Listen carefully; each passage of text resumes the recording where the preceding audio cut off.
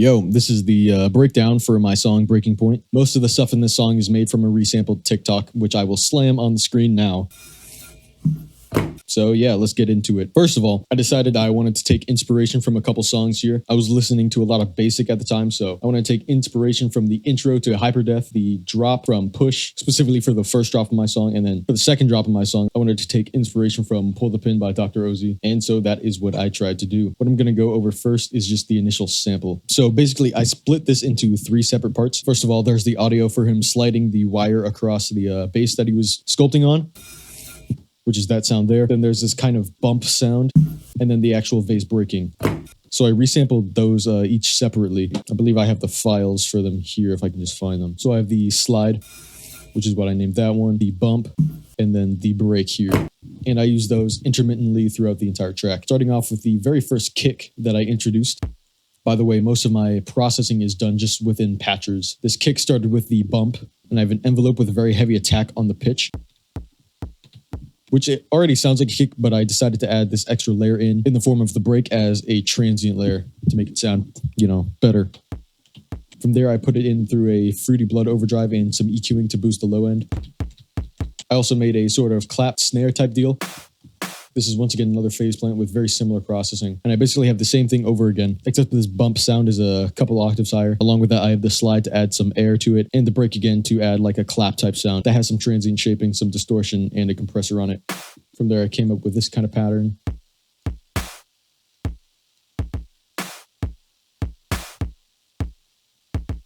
As we go from the intro to the buildup, I'm introducing a kick and a snare that I did not synthesize, but whatever. So the first kick and the first snare are getting filtered out, but then they kind of come back for the drop itself, in which I have this pattern, which is inspired by the first drop from Push, which instead of just using just one kick and one snare, it's using two different kicks and two different snares, which gives it a bit of a different effect. And I have that kind of repeating. From there, I have some cymbals. First off, this kind of splash cymbal, which is another phase plant. And this is entirely made from the slide, which has a high pass. And this distortion is just kind of to bring the volume up. I have an ensemble to bring in some detuned voices to make it quite a bit wider as well, and some reverb. I'm also boosting the highs a little bit. That sounds like that. And then I effectively have the exact same patch here. Almost the exact same processing, except with a shorter envelope. From there, I have this tap, just because I wanted to add some extra percussive elements. And this is made out of that break with some distortion and a very small decay. This thing right here,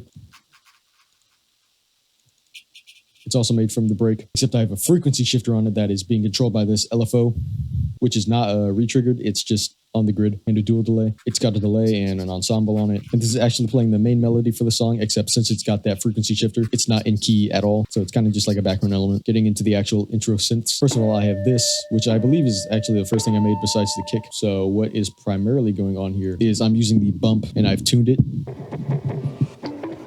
Playing a melody inspired by Hyperdeath. And then when I listened back to, once again, Hyperdeath, I heard that it had like this kind of flute type sound, so I added a triangle wave in there. It's very, very low. And it also has some vibrato on it very subtly. And that has quite a bit of delay and some reverb on it. And then the next thing after that is actually this pad down here. Let me just turn off all the effects first. This is once again that bump, except I'm using granular synthesis. And this is playing the chord progression that I made for the track.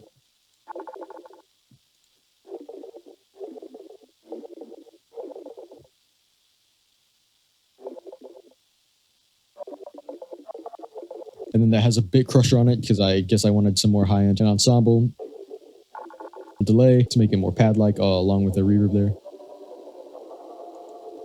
After that, I made this patch here, which has the same chord progression, except I'm now using Vital, and I have both the bump and the slide in there. If I take these effects off real quick, you can hear the initial idea, which was to basically have this bump as the initial pluck, and then the slide to come in ever so slightly after, which I think is a technique I used in my song Defiance, if you look back on that breakdown.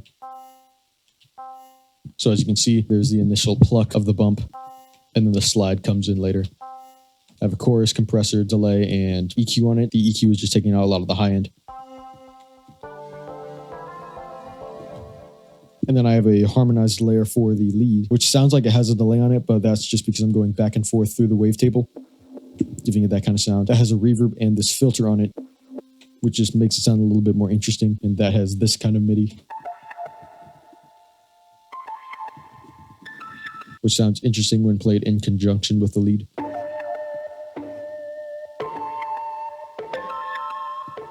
Beyond that, I wanted to fill a little bit extra space, so I have what is effectively a tuned cymbal.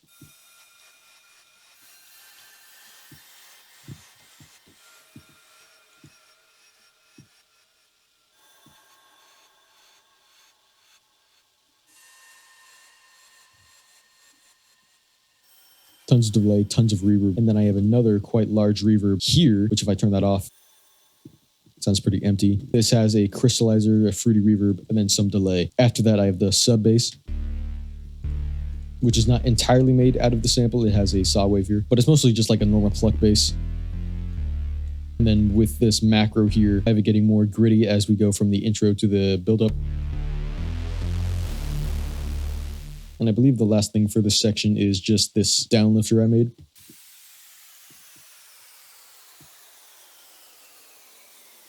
Which is just a slide with looping on it. There's some noise in there and a ton of distortion, reverb, that's pretty much it. And then this envelope, which is on a whole lot of stuff. It's a very long decay and it's pitching this down over time. And then I have that resampled and reversed over here for a riser. For the build-up, for the sake of, building up, I have this synth here,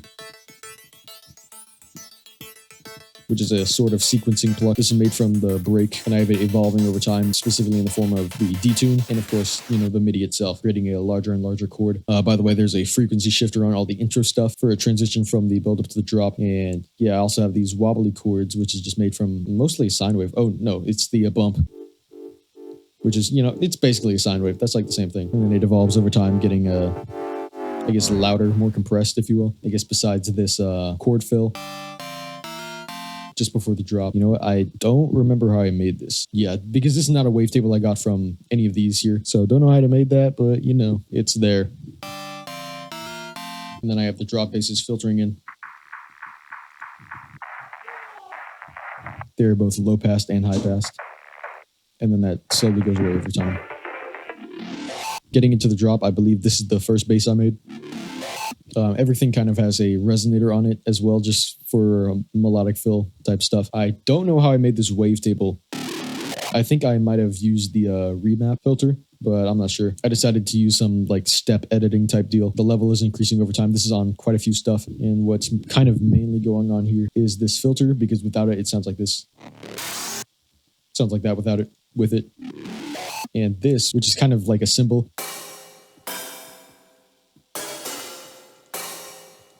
This is once again that slide, actually two versions of it, and then a higher one.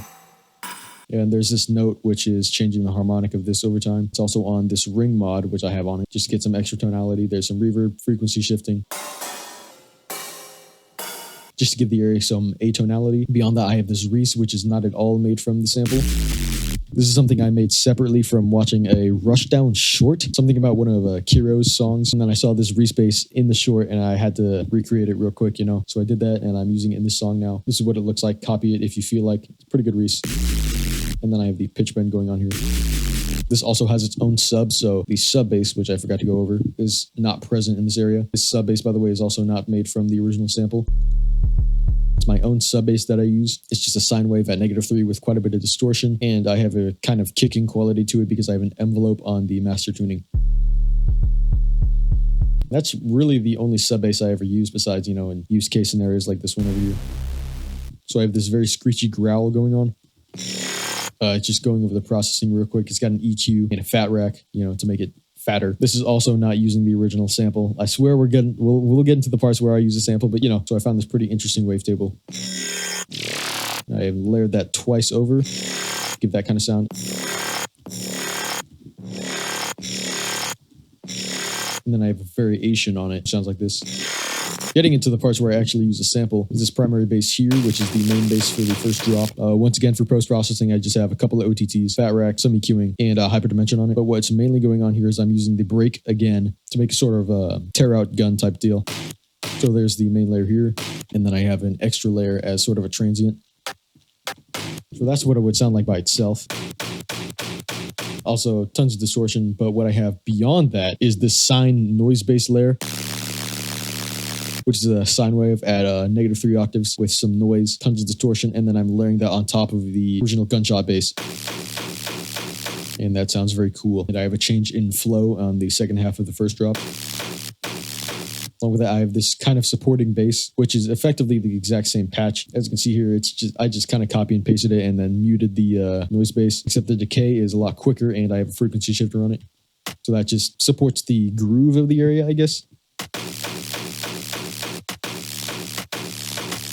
I've got this thing going on here, which I am once again using this break, except instead of cutting it off like here, like I did for the first one, I'm allowing this sort of ramping up part of the sample. This down here, I've just turned it off. This is kind of just a copy and paste of, once again, that first patch that I made with this break. Once again, frequency shifter ensemble to give some wideness. And then I have another sequencer type deal.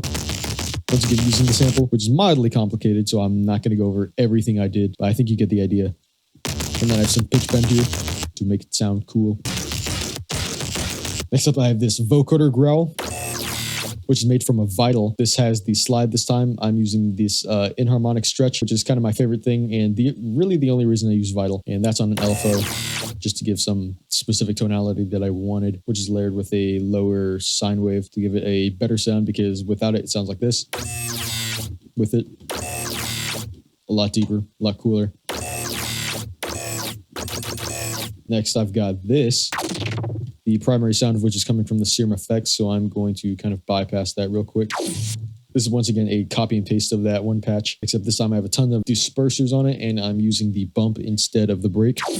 So it sounds like that. And then, there's some other processing going on, but primarily there's the Serum Effects, which I'm using a 1/32 LFO on the audio input, and I have a filter going down over time. Next up on my last bass of the first drop, I have another vocoder growl. This one's a lot different though. Very similar post-processing. Once again, it's got a vocodex. Oh, this is the break sample. I have the bend minus all the way up. Otherwise, it sounds like that. Not cool, but like this. Very cool.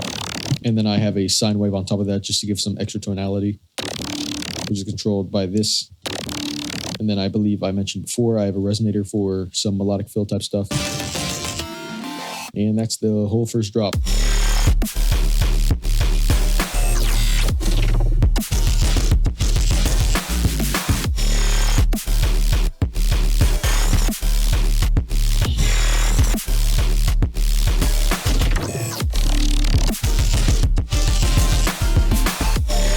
Going from the first to second drop, I have the build-up entirely pasted along with the entire first drop, except this is getting filtered out over time. And the main thing that's going on here is this tempo automation, dragging it from 135 to 150 for the second drop. And this one is a lot more rhythm-esque, I guess. This is the drum loop for it.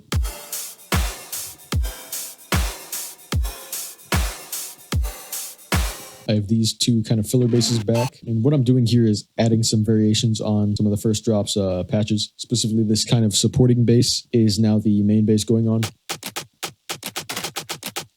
And I have that initial tear out gun now turned into what I call a bark. It doesn't sound like a bark, but you get the idea. Where effectively what I've done is just add quite a long attack onto the sound.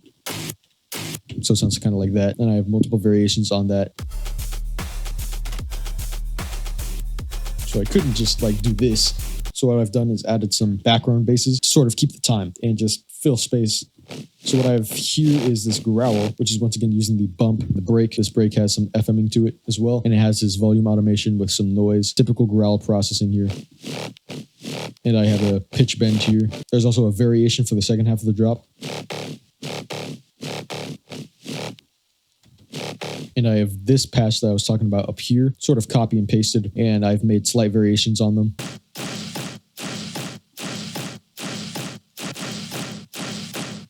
Together those sound like this.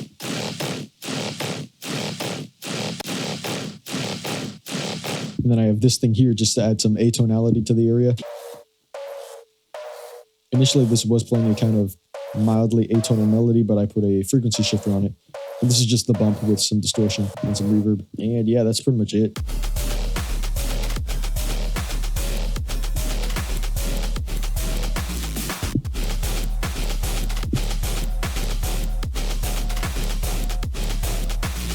And then once again for the outro, I have the second drop copy and pasted, filtering out over time.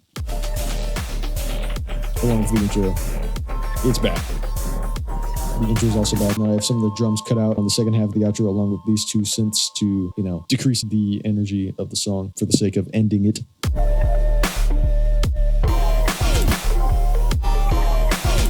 And that is the whole song there. I'd say from the time my friend showed me the original TikTok that I resampled to the song being completely finished, it took about 2 days, which I could have done it in one if I really felt like it, but I didn't. Going on to the mastering here, I have an Ozone 9, which is kind of the only thing I use. A couple EQs. These don't really do anything. This one definitely doesn't do anything. I'm not sure why that's there. This one is taking all of the side information from the sub area, and then it's just some compression and limiting at the very end, bringing it up to about -1 dB, and that is the whole song. If you want to get all the stems and one-shots and presets that I rendered out from the song, you can go ahead and get that for free. Obviously, I have 0 sales because I haven't mentioned it yet, but you get the idea. Link in the description. That's all for now. Stream breaking point. Peace.